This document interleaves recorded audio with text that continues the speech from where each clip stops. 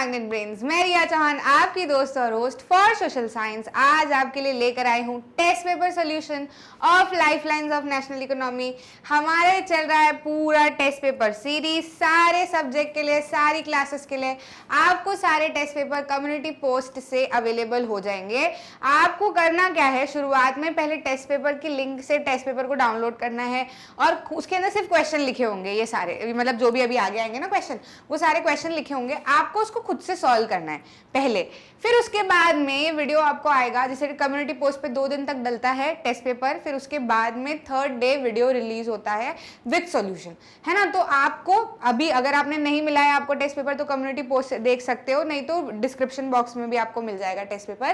पहले उसको सॉल्व करना, कोशिश करना, ट्राई करना, लिखने की आंसर, उसके बाद में यहाँ आके वीडियो पे उसको एनालाइज करना कि कहाँ मिस्टेक की है, कहाँ क्या इंप्रूवमेंट लग रहा है ना। ईमानदारी से करोगे तो फायदा मिलेगा, है ना। आप सोचो कि आप चलो यार कर लेते हैं, चलता है, कौन दिख रहा है, ऐसे करोगे ना तो फिर आप में से कुछ बच्चे हैं जो ईमानदारी से कर रहे हैं, फिर वो आगे निकल जाएंगे तो फिर शिकायत नहीं होनी चाहिए, है ना। तो सारे से उम्मीद ये है कि ईमानदारी से आप लोग पहले टेस्ट पेपर सॉल्व करोगे, उससे आंसर राइटिंग काफ़ी हद तक इंप्रूव होगी, क्योंकि आप खुद से आंसर लिखने की कोशिश करोगे। फिर यहाँ वीडियो तो है ही सही, सॉल्यूशन तो आपको मिल ही जाएगा। बात कर लेते हैं life lines of national economy chapter number 7 geography की टेस्ट पेपर सोल्यूशन।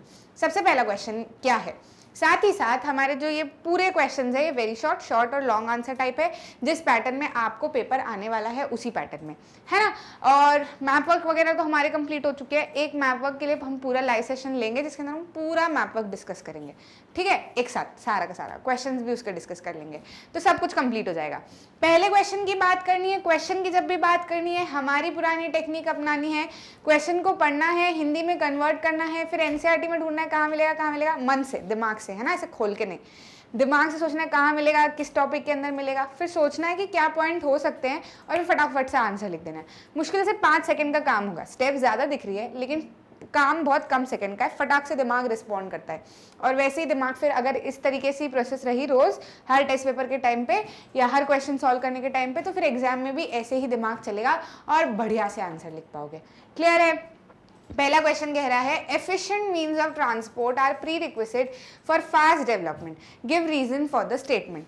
हिंदी में कन्वर्ट करें, क्या कह रहा है ये, एफिशिएंट मीन्स ऑफ ट्रांसपोर्ट यानी कि अच्छा ट्रांसपोर्ट काफ़ी ज़्यादा इंपॉर्टेंट है या फिर प्री रिक्विजिट है, या फिर प्री रिक्विजिट मतलब एक शुरुआती ज़रूरत है ना, एक शुरुआती ज़रूरत है अगर देश में फास्ट डेवलपमेंट करवाना है तो इसके लिए आप अपना रीज़न दो।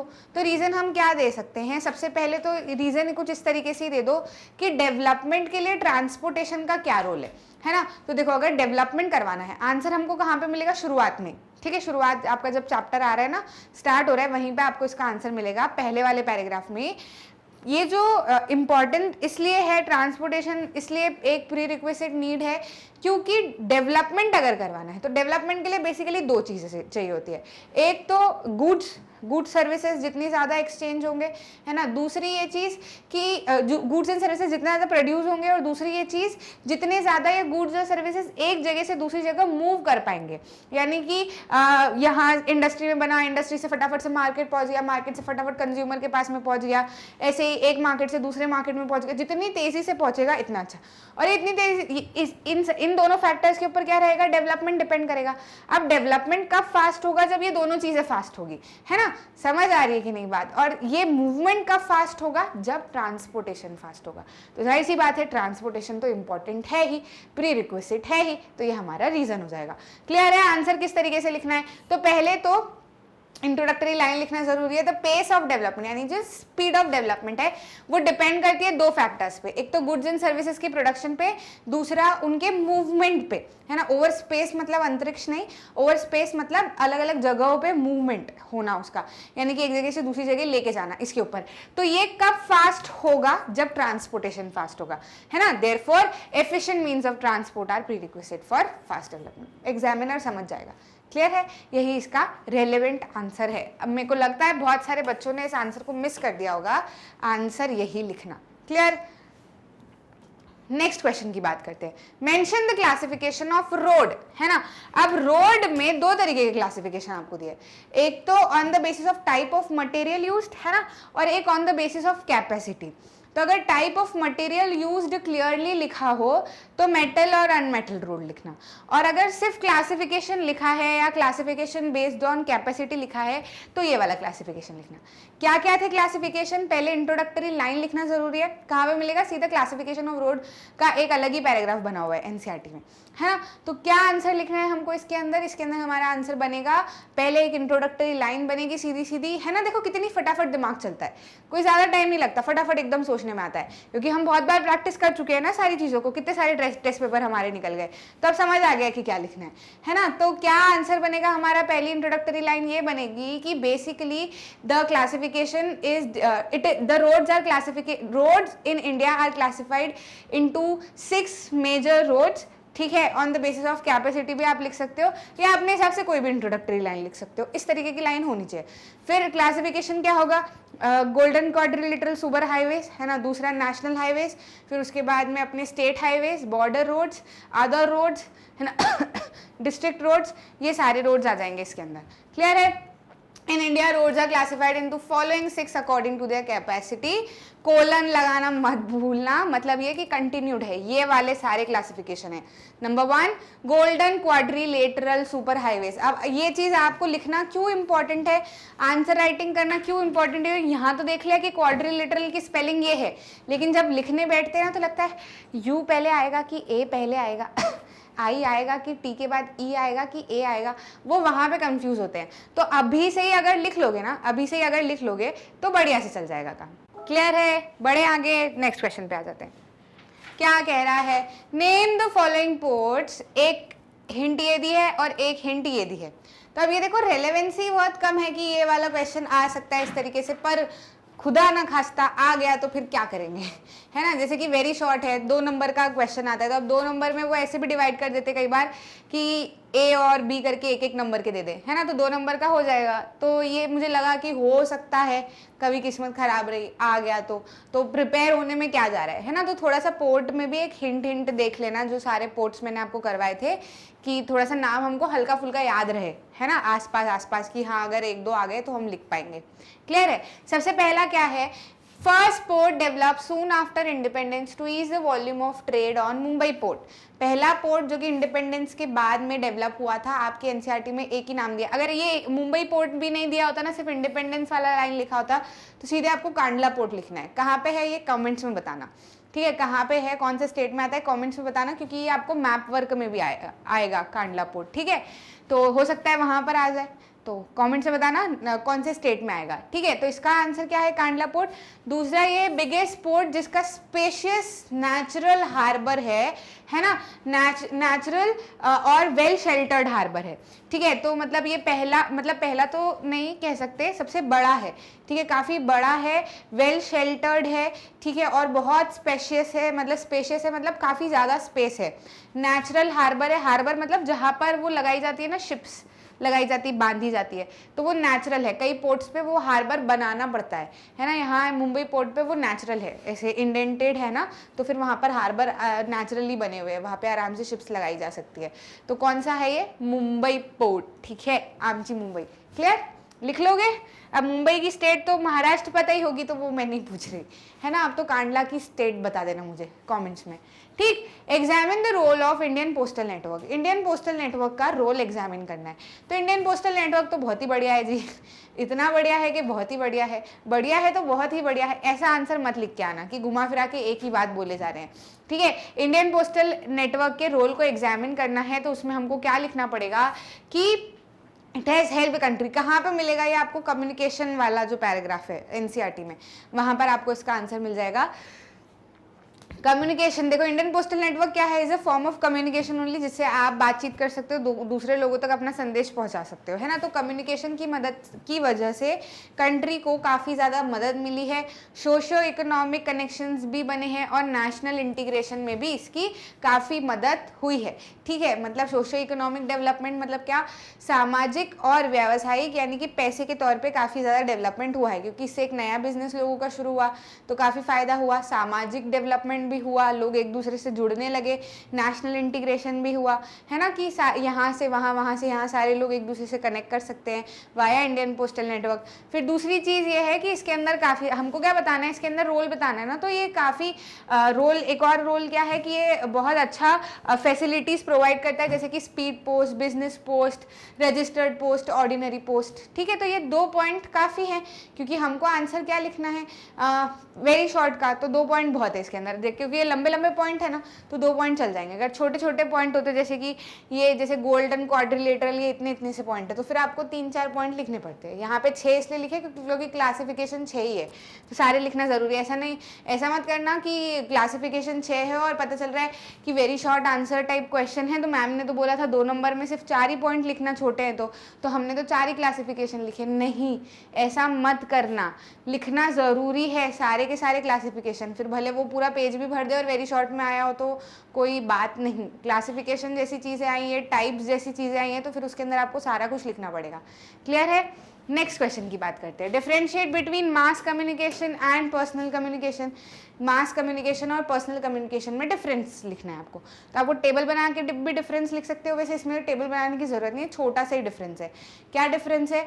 मास कम्युनिकेशन मतलब जो कि आप मासेस से जिससे बात कर सकते हो, जैसे मैं अभी आपसे कैमरा के थ्रू बात कर रही हूँ, है ना, तो मैं मासेस यानी कि बहुत सारे लोगों तक अपनी बात पहुँचा सकती हूँ विथ यूट्यूब। ठीक है, तो जैसे टीवी हो गया, रेडियो हो गया, अपना न्यूज़पेपर हो गया, मैगजीन हो गया, ये क्या है, एक जगह से छपा या एक जगह से बोला गया और फिर बहुत सारे लोग इसको सुन सकते हैं, देख सकते हैं, बार बार सबको अलग अलग जाके बोलने की जरूरत नहीं है ना। तो ये क्या है? Mass communication. ये एंटरटेनमेंट भी करवाता है, इन्फॉर्मेशन भी देता है, सब कुछ करवाता है। वहीं पर्सनल कम्युनिकेशन क्या होता है? जो कि आप 1 to 1, पर्सन टू पर्सन बात करते हो। जैसे मुझे अगर सिंपली किसी से बात करनी है, कॉल पे बात करनी है, person to person personal communication करना है, तो मैं कॉल लगाऊंगी तो मेरी बात उसकी बात और कोई नहीं सुन सकता, है ना। या मैं चैट कर सकती हूँ, अपना मैसेज डिलीवर कर सकती हूँ, या फिर मैं एक, हाँ, ये चीज़ कर सकते हैं, है ना। ठीक है, पत्र भी, अब मैं पत्र का बोलना चाहूँ तो आप बोलोगे कि मैम वो तो कोई भी खोल के पढ़ सकता है ना, पर वो ऐसा नहीं है कि छपेगा सबके लिए और सबके पास पहुँच जाएगा।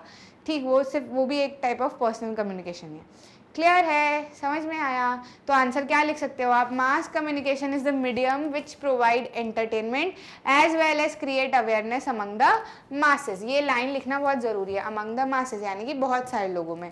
ठीक है, it includes radio, television, newspaper, magazine, books, films, etc. whereas personal communication is between person to person. ठीक, तो ये आपका डिफरेंस हो जाएगा वेरी शॉर्ट आंसर टाइप का। क्लियर है? Next, what do you understand, what do you know about Atal tunnel? ठीक है, तो ये क्वेश्चन इसलिए मैंने डाला है क्योंकि कुछ लोगों को मैंने देखा 1 शॉट रिवीजन में भी, कमेंट्स वगैरह में और चैप्टर, कंप्लीट चैप्टर में भी, कि बच्चों को ऐसा लग रहा है कि अटल टनल तो मैम है ही नहीं, है ना। तो हो सकता है आपको दिखा ना हो, छोटा सा बॉक्स है, जैसे डिड यू नो जैसे बॉक्स होते हैं ना, वैसा बॉक्स है आपकी इस चैप्टर में ही, इधर वाली साइड, टॉप मोस्ट साइड पे। ठीक है, तो टॉप मोस्ट साइड पे आप देखना, छोटा सा बॉक्स है, तो उसमें से आप देख सकते हो अटल टनल के बारे में थोड़ी थोड़ी इन्फॉर्मेशन दी है। इंपॉर्टेंटली मैंने यहाँ पे क्वेश्चन इसलिए बना के डाला है ताकि आपको थोड़ी सी इन्फॉर्मेशन रह जाए। मान लो अगर क्वेश्चन आ जाता है तो फिर ऐसा लगेगा कि यार देखा नहीं या पढ़ा नहीं या बताया नहीं, है ना। तो एक चीज़ आप ये भी करना कि आपने, कई बार ऐसा होता है ना कि 10th 12th 11th इसके सिलेबस अभी तक बदले नहीं है, तो हम लोग क्या करते हैं, हम वो पुरानी किताबें सेकेंड हैंड ले लेते हैं और फिर उसी से पढ़ लेते हैं, क्योंकि बहुत सालों से सेम ही सिलेबस चल रहा है, एनसीईआरटी तो सेम ही है एटलीस्ट, है ना। तो फिर हम उसमें से पढ़ते हैं, तो पुरानी बुक्स में हो सकता है अटल टनल के बारे में ना दिया हो। एक बार चेक ज़रूर कर लेना, क्योंकि मैं बनाती हूँ चैप्टर वगैरह, और ये जो बनाती हूँ वो इंटरनेट, जो ऑफिशियल वेबसाइट है ना एनसीईआरटी की, उसमें से बनाती हूँ, क्योंकि उसमें क्या है, अपडेटेड बुक्स रहती है सारी। ठीक है, जो भी अपडेट हुई है, छोटा भी अपडेट अगर उसके अंदर आया है तो फिर वो आ जाता है। तो आप भी सिंपली, अगर आपके घर कंप्यूटर है या फ़ोन भी है, तो आप एनसीईआरटी की वेबसाइट पे जाकर अपनी क्लास, जो भी सब्जेक्ट है और जो भी चैप्टर है उसके ऊपर टिक करोगे, फिर उसकी ना बुक खुल जाएगी, फ्री ऑफ कॉस्ट है। तो उसको आप ना आसानी से एक बार चेक कर सकते हो कि आपने यही सारी चीज़ें कवर की है नहीं की है ना, एक बार देख लेना। तो अटल टनल क्या है मैं बता देती हूँ आपको। अटल टनल क्या है, सबसे लंबा, वर्ल्ड का सबसे लंबा टनल है, जो कि इंडिया में बनाया गया था थोड़े समय पहले ही। मोदी जी ने उसका इनॉग्रेशन भी किया था, आपने सुना होगा। तो वो नहीं लिखना है आपको, आपको ये लिखना है कि अटल टनल काफ़ी लंबा है, कि ये काफ़ी लंबा, वर्ल्ड का सबसे लंबा टनल जो है वो बनाया गया। कितना लंबा है, लेंथ में कितना है, 9.02 किलोमीटर्स। ठीक है, तो ये पहली लाइन हो गई। किसने बनाया था? बॉर्डर रोड ऑर्गेनाइजेशन ने बनाया था। ठीक, ये टनल जो है वो किसको कनेक्ट करता है? मनाली। ठीक है, ये मनाली है, मनाली से लाहौल स्पीति वैली। ठीक है, लाहौल स्पीति वैली को कनेक्ट करता है थ्रू आउट द ईयर, पूरे साल तक। अच्छा, अब इसको क्यों बनाया गया? तो ऐसा है कि ये मनाली से लाहौल स्पीति वैली वाला जो रास्ता है ना, ये अटल टनल बनने के पहले 6 महीने तक बंद रहता था, क्योंकि स्नोफॉल बहुत होती थी। अब वो ऐसा है कि पहाड़ियों वाली साइड है पूरी की पूरी और स्नोफॉल है, तो ऐसे में ट्रांसपोर्टेशन उस रास्ते से नहीं होता था या आना जाना बहुत बिल्कुल बंद हो जाता था। तो उधर वाले उधर रह जाते थे, इधर वाले इधर रह जाते थे, काफ़ी परेशानी होती थी। तो इसको ठीक करने के लिए या इसको प्रॉब्लमेटिक ये चीज़ ना हो और ट्रांसपोर्टेशन आसानी से हो जाए, लोग सेफली आज आना जाना कर सके वहाँ से, टनल बनाया गया। अब टनल ही क्यों बनाया है? सिंपल रोड बना देते। टनल इसलिए बनाया क्योंकि बर्फबारी होती है ना, तो ऊपर से होती है। ठीक है, अब रोड बना देते तो फिर वही दिक्कत थी कि उसके ऊपर बर्फ, रोड तो पहले था ही वैसे तो। ठीक है, अब बर्फ फिर वो व्हीकल्स के ऊपर गिरेगी, चल नहीं पाएंगे लोग, आगे फिर नहीं निकल पाएंगे, बर्फ जम जाएगी रास्ते पे। वहीं अगर टनल रहेगा तो बर्फ टनल के ऊपर जमेगी, है ना। टनल कैसा होता है आपको पता होगा ना, ये ऐसा होता है ना टनल, ऐसे। तो अगर बर्फ गिरती भी है तो इसके ऊपर गिरेगी, यहाँ से तो जा सकते हैं, है ना। क्लियर है कि नहीं क्लियर है? तो ये टनल इसलिए बनाया गया। ठीक, earlier the valley was cut off for about 6 months each year owing to heavy snowfall. तो ये आप इसके अंदर लिख देना। अटल टनल क्लियर है?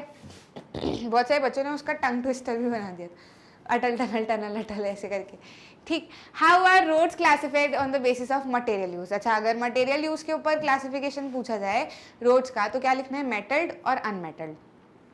ठीक है, मेटल रोड कौन सी रोड होती है? ऐसी रोड जो कि सीमेंट, टार और बिटुमिनस ऑफ कोल इनसे बनी होती है। जो ग्रे कलर की रोड होती है ना, वो कैसी होती है? मेटल रोड होती है। ठीक, आप रेनी सीजन में उसके ऊपर थोड़ा सा भरोसा कर सकते हो कि हाँ चल सकते हो।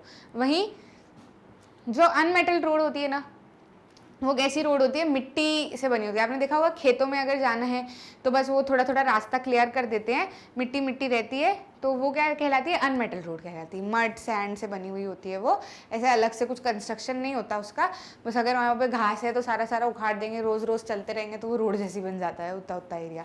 ठीक है, लोग वहाँ से आना जाना अक्सर किया करते हैं। ठीक, तो वो क्या है? रेनी सीजन में नहीं चल सकती है, कीचड़ हो जाता है बहुत बहुत सारा। क्या हो गई? मेटल रोड हो गई। अनमेटल रोड हो गई मेड ऑफ सीमेंट, कंक्रीट और bituminous of coal, run for a long time. और अनमेटल रोड क्या होगी? Made of mud sand, gets worse off in rainy season. Classification यहाँ पे लिखना जरूरी है। Roads are classified as on the basis of material used as metalled and unmetal road. Clear? Short answer पे आ जाते हैं। What are the problems pose by passengers in railways. Railways में पैसेंजर के द्वारा, अभी तक तो हम ऐसे समझते हैं ना, पढ़ते हैं कि लोगों को क्या परेशानी होती है, पर नहीं, लोगों के द्वारा क्या परेशानी की जाती है, यहाँ पे आपको ये बताना है। ये रेलवेज वाले पैराग्राफ में आपको मिल जाएगा। काफ़ी परेशानियाँ खड़ी करते हैं लोग, specially in terms of railways. क्यों? उनको ऐसा लगता है कि यही अपना घर है, कचरा फेंकेंगे, टिकट बिना टिकट चढ़ जाएंगे, है ना, और चेन खींचेंगे, देखते हैं क्या होता है, रुकती है कि नहीं रुकती है। ऐसे बहुत ही बदतमीजी करते हैं, जो कि बिल्कुल भी मज़ेदार नहीं है। इससे कोई फ़न वाली चीज़ नहीं है कि देखते हैं कि नहीं देखते, चेन खींचते हैं, रुकती है कि नहीं रुकती है ट्रेन। ऐसा नहीं करना है, क्योंकि रेलवे नेटवर्क काफ़ी ज़्यादा हमारा एफिशिएंट है, लोग उसके ऊपर काफ़ी ज़्यादा डिपेंडेंट रहते हैं। मान लो किसी को बहुत इंपॉर्टेंट इंटरव्यू के लिए जाना है, मान लो किसी का परिजन बहुत गंभीर अवस्था में, उनको मिलने जाना है, समय से पहुँचना है ना, कुछ भी दिक्कत हो सकती है, तो लोग ट्रेन से ज़्यादा ट्रैवल करते हैं लंबे सफ़र के लिए। ठीक है, अब ऐसे में अगर आपकी ये छोटी छोटी मिस्टेक्स अगर लोगों को परेशान करती है, तो फिर हो सकता है आपके कारण किसी का भारी नुकसान हो जाए, है ना। तो इन चीज़ों को नहीं करना है। गंदगी का फैलाते हैं, डैमेज करते हैं रेलवेज़ को, मतलब पूरा प्रॉपर्टी डैमेज करते हैं, स्पिटिंग करते हैं, गलत है, नहीं करना चाहिए। कचरा फेंकते हैं। अब ऐसे में क्या होता है ना कि जैसे आप ही ने आज स्पिटिंग करी, अगली बार आप आ रहे हो कह रहे हैं कितनी गंदगी है, कितनी गंदगी फैला के रखते हैं। ट्रेन में तो बैठने में मज़ा ही नहीं आता है, एसी डब्बे में बैठना चाहिए। तो गंदगी कौन कर रहा है? हम लोग ही कर रहे हैं, फिर हमको ही बैठने का मन नहीं हो रहा, तो ये कौन सी बात होती है? नहीं करो ना, सारे के सारे मत करो। तो अभी भी क्लीनिंग हो रही है, पर गंदगी ज़्यादा है तो क्लीनिंग दिखती नहीं। अब क्या है, क्लीनिंग वाले को नहीं कुछ बोल सकते, अब आप गंदगी थोड़ी सी कम करो तो क्लीनिंग दिखेगी, है ना। तो थोड़ा ये लोगों को समझना पड़ेगा अपनी जिम्मेदारी से, है ना। जैसे अपने घर को रखते हैं वैसे इनको भी रखना की ज़रूरत है, अपनी जवाबदारी है। There are many problems pose by passengers in railway. सबसे पहला, पैसेंजर्स ट्रैवल विदाउट टिकट्स। गलत बात है, नहीं करना चाहिए, सबकी अपनी सीट्स रिजर्व्ड होती है। साथ ही साथ में आप अगर किसी चीज़ का सुविधा आपको मिल रही है, कोई चीज़ है ना, वो भी बहुत कम कॉस्ट में, आप सोचो यहाँ से आपको आप 200 किलोमीटर 10 इतने किलोमीटर आप मतलब 200 किलोमीटर भी अगर आप देखो तो बढ़िया से आप 145 रुपये में तो सोते जा सकते हो स्लीपर डब्बे में बैठ के। ठीक, तो कितना सस्ता पड़ रहा है। आप चल के आओ, आप ट्रेन से आ जाओ, आप बाइक से आ जाओ, आप कार से आ जाओ, आप बाइक से आ जाओ, आप अपने पर्सनल व्हीकल से आ जाओ, 2,500-3 हज़ार का खर्चा आराम से लग जाता है। जब आपको इतने सस्ते में कोई सी फैसिलिटी दी जा रही है, इसका भी पैसा देते नहीं बन रही है, तो फिर लानत है अपने पे, है ना। देना चाहिए यार, फिर वो उनकी भी तो फंक्शनिंग उसी से चल रही है, वो कैसे फिर आगे ट्रेन को काम चलाएंगे और अपना भी गुजारा करेंगे, है ना। तो ये छोटी छोटी चीज़ें जिम्मेदारी रखने की है, ध्यान रखने की है। Theft and damaging of railway property has not yet stop completely. देखा नहीं कि किसी का सामान पड़ा है, उठा के ले गए, क्या करोगे भाई, तुम्हारा भी ले जाएगा कोई किसी दिन ऐसे। गलत बात है, नहीं करना चाहिए। People stop the train, pull the chain unnecessarily and this causes heavy damage to the railway. ठीक, नहीं करना है। ये सारे थ्रेट्स है, लेकिन ये इनको याद मत कर लेना कि अगली बार जाएंगे तो करेंगे, बिल्कुल भी मत करना। अगर ईमानदार नागरिक हो तो नहीं करना। Who is responsible, next question क्या है, who is responsible for construction of following in India. Important question in terms of learning, है ना, ये आप पता होना चाहिए। कैसे भी आ गया, 2 नंबर में आ गया, ऐसे 2 नाम लिख दिए या फिर कुछ भी ऐसे दे दिया, भूलना नहीं, थोड़ा सा दिमाग में रख लो, 2 बार पढ़ लोगे याद रह जाएगा। कौन बनाता है ये सारे हाईवेज, ठीक है, या फिर ये सारे जो फॉलोइंग रोड्स है, सॉरी, इसको कौन कंस्ट्रक्ट करता है, ठीक है। तो सबसे पहला क्या है, गोल्डन क्वाड्रिलेटरल सुपर हाईवेज, ठीक है, golden quadrilateral super highways, national highway, state highway, district road, border road. कौन कंस्ट्रक्ट करता है, देखो गोल्डन क्वाड्रिलेटरल सुपर हाईवेज तो हमको पता है, NHAI, ठीक है, national highway authority of India, है ना। दूसरा क्या है, नेशनल हाईवेज को कौन बनाता है, CPWD, central public work department, ठीक है।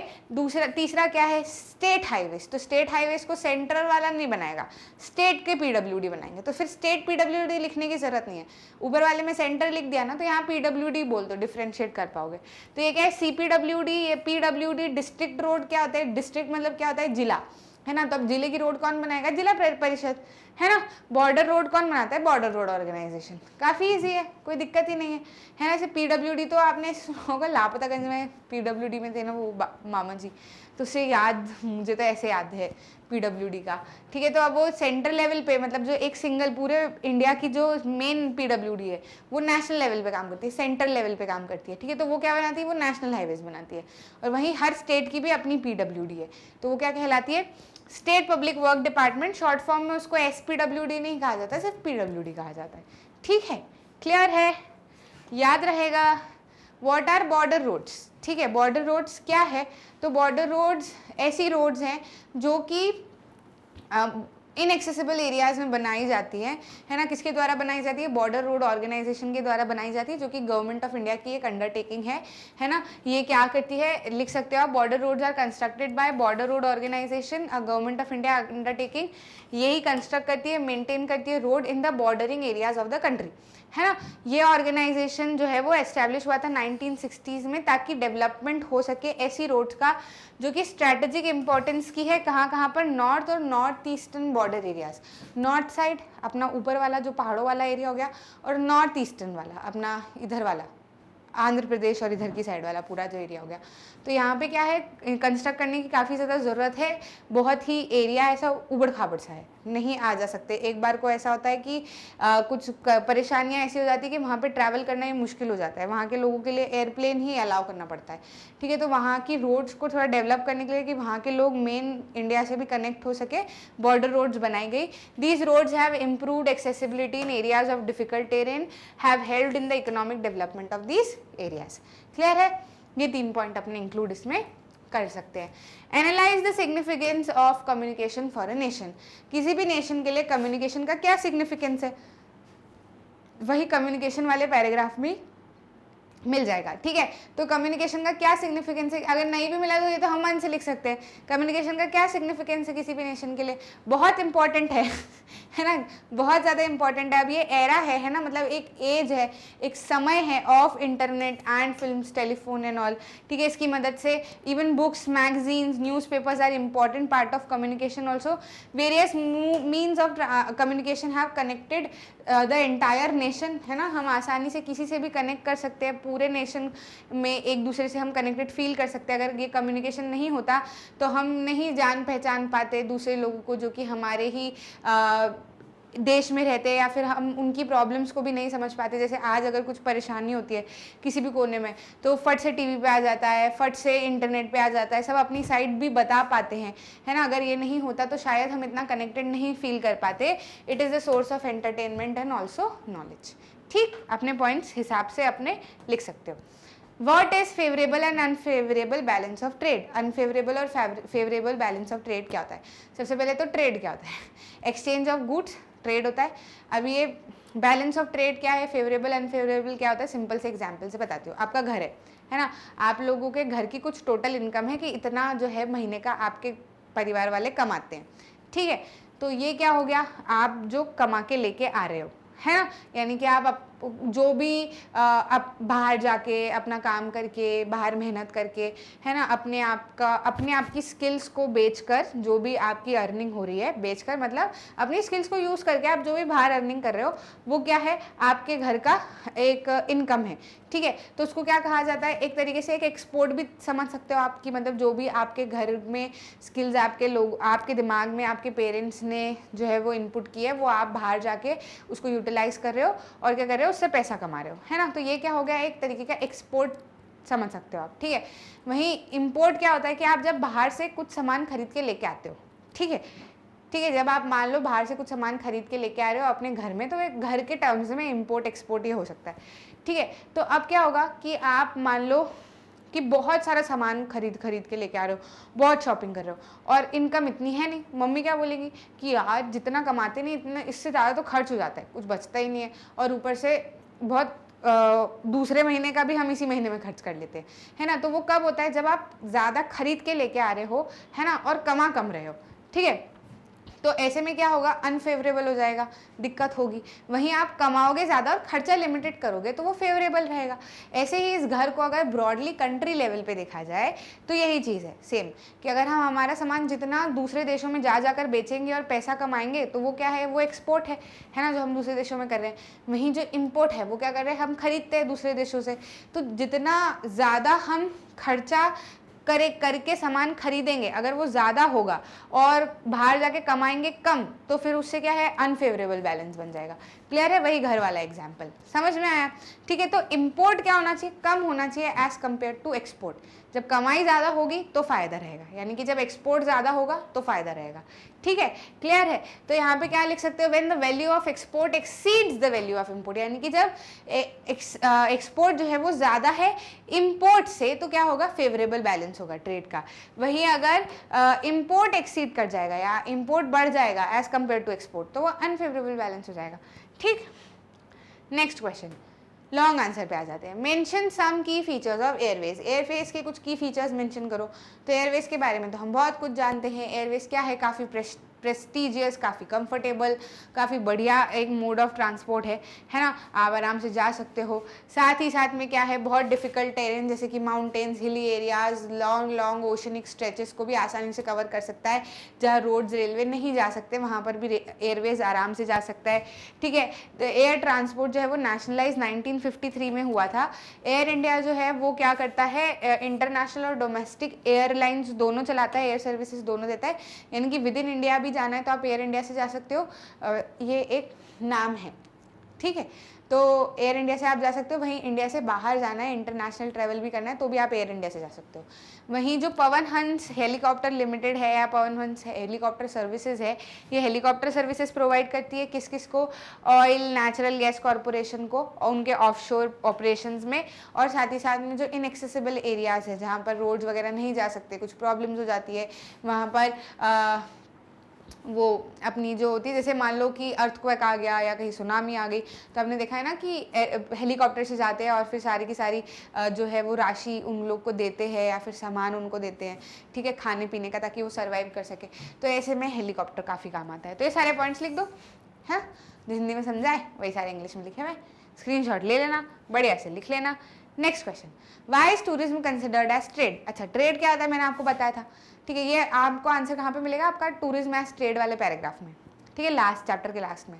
तो इसमें क्या लिख सकते हो आप ना कि ट्रेड क्या होता है। पहली बात तो ट्रेड का मतलब ये कि जिसमें आप गुड्स सर्विसेज एक्सचेंज कर रहे हो, ठीक है। अब टूरिज्म में भी तो ट्रेड ही हुआ ना, क्योंकि आप क्या कर रहे हो, जब आप टूरिस्ट की तरह जा रहे हो कहीं पे, ठीक है, तो आप वहाँ का सामान खरीदोगे, आप वहाँ के होटल्स में रहोगे, उनको पैसा दोगे, ठीक है, वहाँ का खाना खाओगे, उनको पैसा दोगे, ठीक है, वहाँ पर अलग अलग चीज़ें, अलग अलग एक्टिविटीज़ करोगे, उनको पैसा दोगे।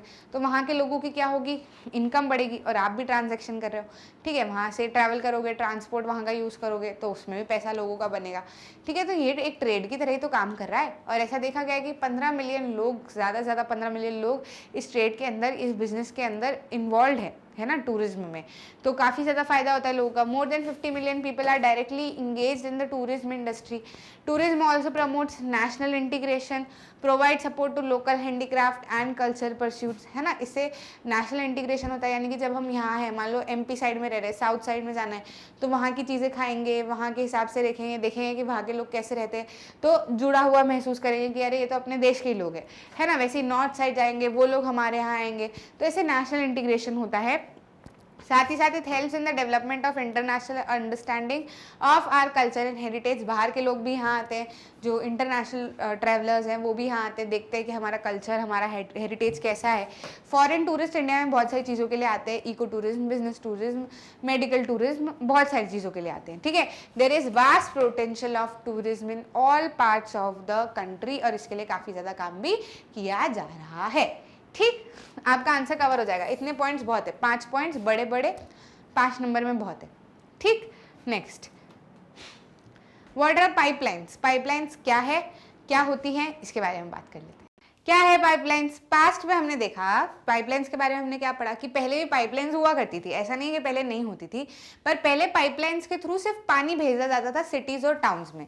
फिर हमको ऐसा लगा कि यार पानी तो भेज रहे हैं, अब ये जो ऑयल है या जो दूसरी नेचुरल गैसेस वगैरह है, इसको अगर हम टैंकर्स के थ्रू पहुंचाते हैं अलग अलग जगह पर, तो उससे ना काफ़ी ज़्यादा लीकेज होने का डर होता है, काफ़ी ज़्यादा जो ट्रांसशिपमेंट डिलेज हैं वो भी काफ़ी ज़्यादा हो जाते हैं। ट्रांसशिपमेंट डिलेज मतलब कि जब जैसे यहाँ से गाड़ी निकली, फिर आगे जाके दूसरी गाड़ी में उसको फिलअप करना है, एक्सचेंज करना है ना, तो ऐसे में क्या होता है ना, बहुत देर लग जाती है उसको पहुँचने में मेन डेस्टिनेशन तक। तो हमने सोचा कि क्या किया जाए, इसको थोड़ा सा कुछ तो इम्प्रूवमेंट करना पड़ेगा। तो सोचा पाइपलाइंस है तो सही, पानी भेज रहे हैं तो पानी वाली पाइपलाइंस तो है ही दूसरी। अब मान लो किसी जगह तक या कोई सा ऐसा प्लांट है जहाँ पर ज़रूरत पड़ रही है नेचुरल गैस या ऑयल वगैरह की, तो वहाँ से पाइपलाइन को कनेक्ट कर दो बढ़िया से, और यहाँ से भेजो, सीधे वहाँ तक पहुँच जाएगी। हमने बोला बढ़िया है। अब कुछ सॉलिड्स भी होते हैं ऐसे जिसको ऐसा डर रहता है हमको कि अरे यार ये बिखर गए या दिक्कत हो गई, कुछ धुल गए तो प्रॉब्लम हो जाएगी। तो फिर हम क्या करते हैं, कुछ ऐसे सॉलिड्स जो कि काफ़ी ज़्यादा प्रेशियस हैं, उसको थोड़ा सा स्लरी में कन्वर्ट करके, मतलब सेमी लिक्विड है ना, थोड़ा सा हल्का, ना ज़्यादा गीला ना ज़्यादा ऐसे सॉलिड, मीडियम वाला जो वो रहता है ना फ्लूइडिटी, उसमें कन्वर्ट करके हम उसको भी पाइपलाइन से आसानी से भेज पाते हैं, ठीक है। तो पाइपलाइंस क्या है, पास्ट में भी पाइपलाइंस यूज़ होती थी वाटर के ट्रांसपोर्ट के लिए इन सिटीज़ एंड टाउन्स। अब ये यूज़ होती है क्रूड ऑयल को ट्रांसपोर्ट करने के लिए, पेट्रोलियम प्रोडक्ट को, नेचुरल गैस को ट्रांसपोर्ट करने के लिए। कहाँ से कहाँ तक? ऑयल नेचुरल गैस फील्ड से रिफाइनरीज वगैरह तक, ठीक है। जो ऑयल के नेचुरल गैस फील्ड है या ऑयल या नेचुरल गैस के जो फील्ड है जहाँ से इनको एक्सट्रैक्ट किया जाता है, वहाँ से रिफाइनरीज वगैरह तक भेजना पड़ता है, तो वहाँ से डायरेक्ट पाइपलाइन जो है वो लगाई जा सकती है। सॉलिड्स को ट्रांसपोर्ट किया जा सकता है through pipeline when converted into slurry, slurry में कन्वर्ट कर दो, फिर सॉलिड्स को भी आप ट्रांसपोर्ट कर सकते हो through pipeline.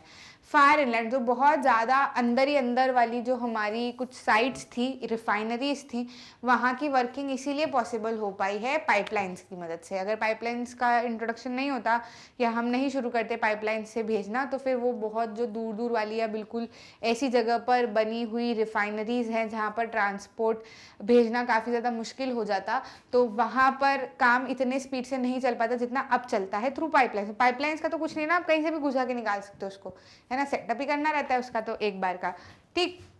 Far inland locations of refineries like Baroni, Mathura, Panipat and gas-based fertilizer plants could be thought of only because of the pipelines, ठीक।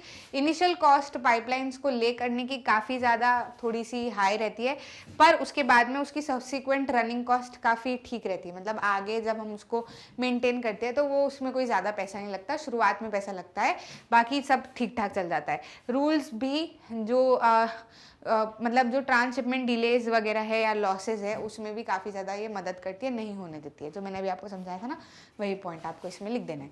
तो पाइपलाइन समझ में आ गया। फिर रोड्स का दूसरे ट्रांसपोर्टेशन पे क्या इंपॉर्टेंस है, हम रोड्स को ज़्यादा क्यों प्रेफर करते हैं एज़ कम्पेयर टू दूसरे ट्रांसपोर्ट्स। तो काफ़ी ज़्यादा हम प्रेफर करते हैं क्योंकि देखो रोड का क्या है, कहीं पे भी बना लो, ठीक है, कहीं पर भी आप बना सकते हो, रेलवेज कहीं पर नहीं बना सकते, एयरपोर्ट्स हर जगह नहीं बना सकते आप, ठीक है, रोड्स को आप कहीं पर भी बना लो, ठीक है, बढ़िया है, चलता है। कंस्ट्रक्टिंग रोड्स काफ़ी सस्ती होती है as compare to railways also. Railways में आपको रेलवे पटरी वगैरह सब कंस्ट्रक्ट करनी पड़ती है, लेकिन रोड्स में इतना कुछ भी नहीं है, ठीक है। ये आप इसको अंडुलेटिंग ट्रोपोग्राफी पे भी बना सकते हो, रेलवेज को नहीं बना सकते, ठीक है, मतलब उबड़ खाबड़ सा रास्ता है वहाँ पर भी आप रोड्स बना सकते हो, लेकिन रेलवेज नहीं बना सकते। साथ ही साथ में हाई ग्रेडियंट ऑफ स्लोप से भी नेगोशिएट कर सकती है, यानी कि अगर आपको बहुत ऊंचे पहाड़ों पे भी जाना है तो आप रोड्स आसानी से बना सकते हो, रेलवेज नहीं बना सकते। ट्रांसपोर्ट जो है इसका इकोनॉमिकल होता है अगर हमको थोड़े लोगों के साथ में छोटे डिस्टेंस पे जाना है ना, तो हम रेलवे से क्यों जाएं, है ना, हम आसानी से रोड से जा सकते हैं। It also provides door to door service. अब आप रेलवेज एयरपोर्ट से आ रहे हो तो आपको घर पे नहीं छोड़ के जाएंगे, वो तो अपनी अपनी जगह पे छोड़ के जाएंगे, आपको खुद अपने घर चल के आना पड़ेगा। लेकिन रोड्स क्या है, आप कहीं से भी आ रहे हो, बाय रोड आ रहे हो तो आपको आपके घर तक बाकायदा छोड़ा जाएगा, है ना। Road transport is also used as a feeder to other modes of transport such as they provide a link between railway stations, airs and sea port. देखो अगर जैसे कि रेलवे स्टेशन है, एयरपोर्ट है, सी पोर्ट है, यहाँ तक अगर आपको जाना है तो जाना आपको रोड से ही पड़ेगा, ठीक है। तो रोडवे क्या करती है, एक फीडर की तरह काम करती है, यानी कि रोड से ही आपको वहाँ पे जाना पड़ेगा और फिर वापस आना है तो रोड से ही आपको आना पड़ेगा, वो आपको नहीं छोड़ के जाएंगे यहाँ तक, ठीक है। तो ये एक मदद करती है वहाँ तक भी पहुँचाने के लिए। ट्रेड क्या है और इंडिया की क्या कंडीशन रही है इंटरनेशनल ट्रेड में, what is trade and how is it in case of how India is in case of international trade.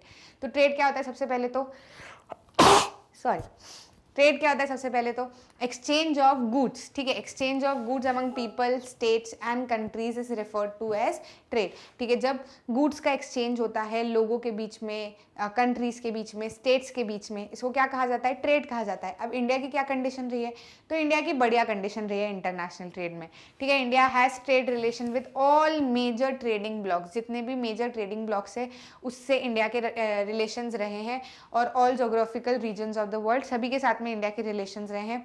India क्या एक्सपोर्ट करता है, क्या इंपोर्ट करता है, ये भी हम इस आंसर में लिख सकते हैं, है ना। आंसर लॉन्ग आंसर है तो थोड़ा सा बड़ा हो जाएगा।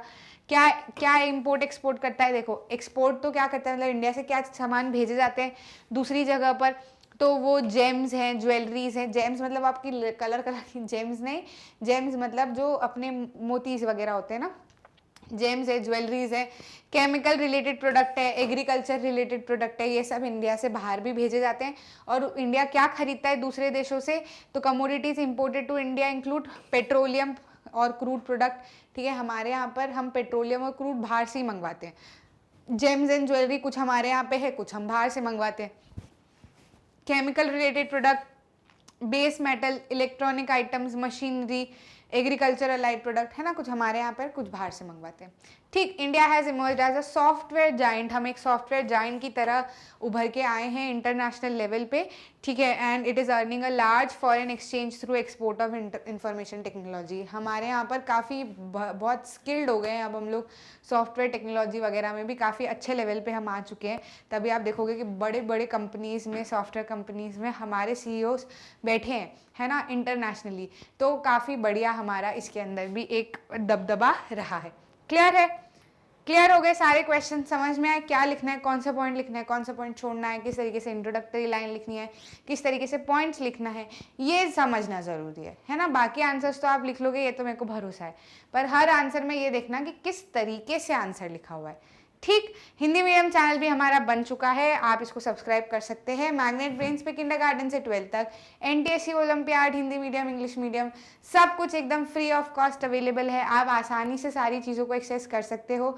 साथ ही साथ अब आपके लिए नोटिफिकेशन जो है वो इंस्टाग्राम, फेसबुक और टेलीग्राम पे भी आपको अवेलेबल हो जाएंगे। टेलीग्राम का हमारा चैनल बन चुका है, आप उसको भी एक्सेस कर सकते हो। कम्युनिटी पोस्ट में आपको लिंक मिल जाएगी, वहाँ पर आपके सारे डाउट्स वगैरह सब कुछ क्लियर होंगे। ठीक, ज्वाइन करना मत भूलना।